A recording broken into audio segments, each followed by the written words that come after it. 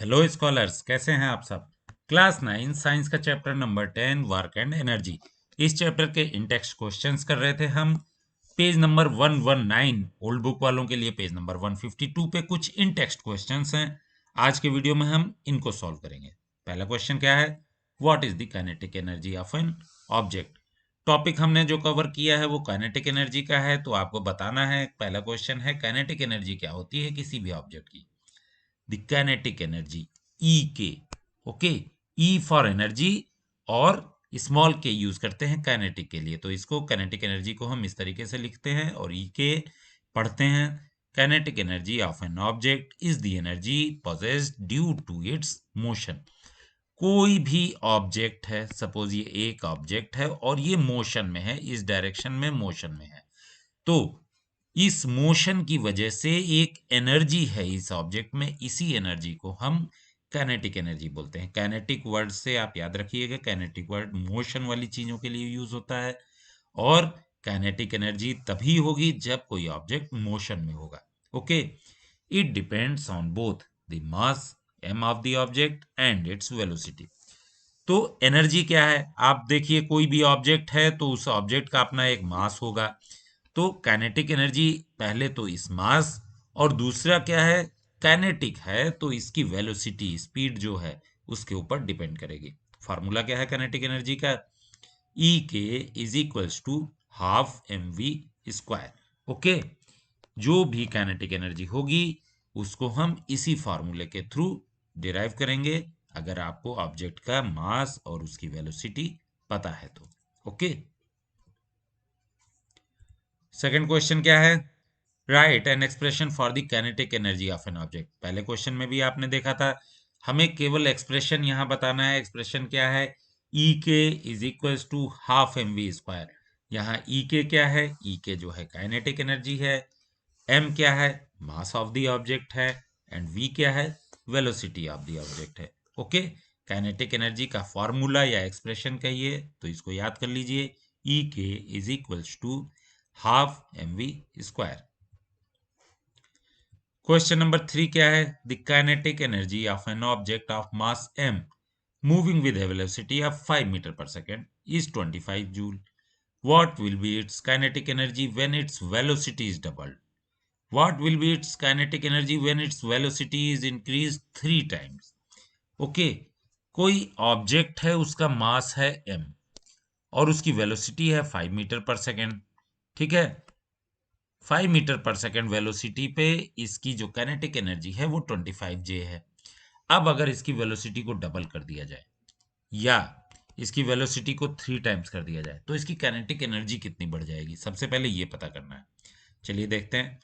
Kinetic energy दी हुई है E K is equal to 25 J, velocity object का दिया हुआ है 5 मीटर पर सेकेंड, मास आप पहले निकाल लीजिए। ओके, मास निकालने के लिए क्या करेंगे, E K is equal to half M V square, ये फार्मूला आपको याद है, इसी से निकालिए।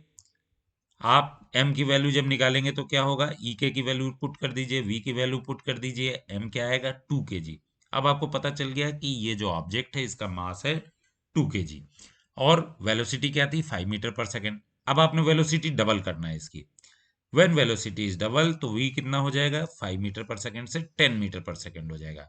अब ई के निकाल लीजिए, हाफ एम वी स्क्वायर, मास तो वही है, मास तो चेंज नहीं हुआ, तो हाफ इंटू एम की जगह 2 और v की जगह 10 का स्क्वायर। अब जब ई के आप निकालेंगे तो कितना हो जाएगा 100 जे। ओके, तो kinetic energy will B 100 J when velocity is doubled. जब काइनेटिक एनर्जी इसकी वेलोसिटी डबल हो जाएगी तो 100 जे हो जाएगी। इसी तरीके से जब इसकी वेलोसिटी को आप इंक्रीज करके 3 टाइम्स कर देंगे, मींस 15 मीटर पर सेकेंड कर देंगे, तब क्या होगा, E K is equal to half M V square, फार्मूले में वैल्यूज पुट कीजिए और ई के आपको मिल जाएगा 225 J. Then kinetic energy will be 225 J when velocity is increase of 3 time.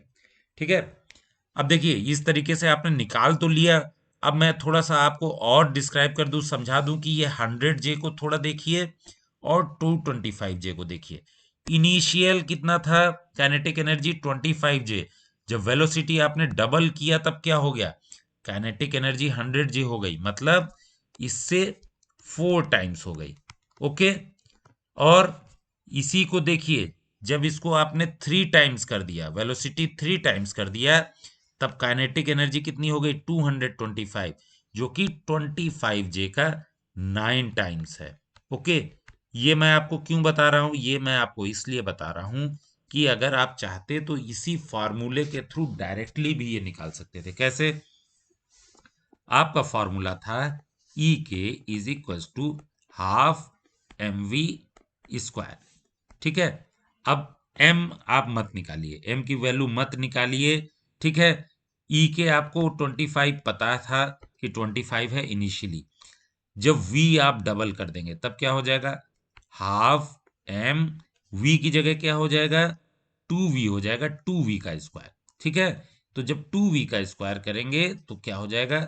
Half m into 4v, means half M V square से half M sorry 4v square, half M V square से कितना हो गया? ये 4 times ज्यादा हो गया। ठीक है, तो इनिशियली आपकी काइनेटिक एनर्जी जो है हाफ एम वी स्क्वायर थी, जो कि 25 थी, 25 जूल। अब जब आपने v को डबल कर दिया तब ये हाफ एम वी स्क्वायर का 4 टाइम्स हो गया, मीन्स 25 का 4 टाइम्स हो गया, जो कि 100 होता है। ठीक है, जो आपको ऊपर दिख भी रहा है, जो आपने आंसर निकाला है। इसी तरीके से जब आप 3 टाइम्स कर रहे थे तब क्या हो रहा था? 3 टाइम्स करके देख लीजिए इसको। आपको क्या करना है? आपको इसी फॉर्मूले में v की वैल्यू जो है 3v कर देनी है। ठीक है, क्या था आपका फॉर्मूला?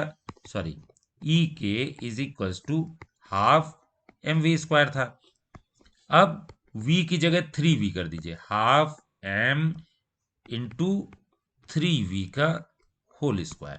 ठीक है, तो ये क्या हो जाएगा? आप देखिए, हाफ m और v स्क्वायर को इसके साथ ही लिख दीजिए, और 3 का स्क्वायर क्या हो जाएगा? 9। मीन्स इनिशियली जो काइनेटिक एनर्जी थी हाफ एम वी स्क्वायर, उसका 9 टाइम्स हो गया। इनिशियली काइनेटिक एनर्जी कितनी थी? 25, तो 25 का 9 टाइम्स हो गया, कितना? 225। तो अगर क्वेश्चन में डायरेक्टली कुछ भी पूछ दिया जाए कि आपने वेलोसिटी 3 टाइम्स कर दी, ठीक है, मैं कह रहा हूं कि वेलोसिटी 4 टाइम्स कर दी, ठीक है, और आपको कुछ सॉल्व नहीं करना है, वेलोसिटी को आपको जो है 4 टाइम्स कर दिया गया, 4 टाइम्स हो गया, तब काइनेटिक एनर्जी कितनी हो जाएगी? तो इसी फार्मूले में हाफ एम वी स्क्वायर में एम वी की जगह 4v स्क्वायर कर दीजिए, तब क्या हो जाएगा? Half M V square into 4 का स्क्वायर कितना हो जाएगा? 16। मीन्स आपकी जो भी इनिशियल वेलोसिटी होगी उसका 16 टाइम्स हो जाएगा। मीन्स 25 जूल अगर था तो 25 का 16 टाइम्स एनर्जी उसकी हो जाएगी, अगर हम वेलोसिटी को 4 टाइम्स कर देंगे। ओके, तो ये मैंने आपको लास्ट में समझाने के लिए बताया। आप चाहें तो इस तरीके से भी इस क्वेश्चन को सॉल्व कर सकते हैं, और नहीं तो सिंपल तरीका है, पहले m निकाल लीजिए, फिर आप दोनों वेलोसिटीज को डबल करके ट्रिपल करके फार्मूले में वैल्यूज रख के और आंसर को निकाल लीजिए। ओके, तो चलिए, होपफुली मैंने आपको समझाया है, अच्छे से समझ में भी आ गया होगा। मिलेंगे नेक्स्ट वीडियो में। Till then, bye.